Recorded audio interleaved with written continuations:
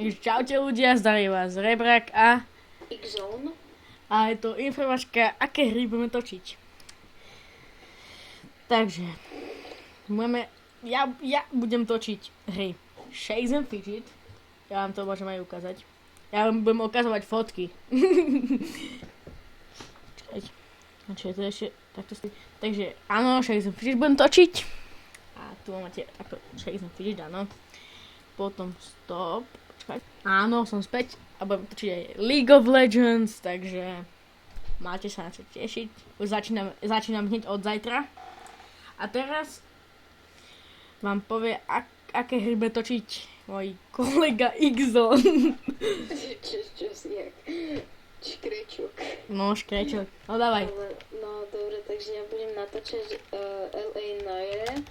To je taká detektívska, že uvidíte sami. Tu máte fotky. A ešte budem natáčať, ja neviem, proste nejaké hry ešte budem natáčať určite.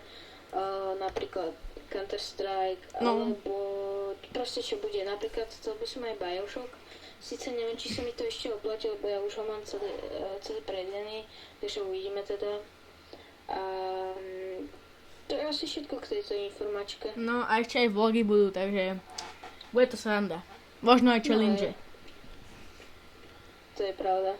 Takže, ak sa videjko páčilo, like a odber. Ja sa s vami lúčim a čus!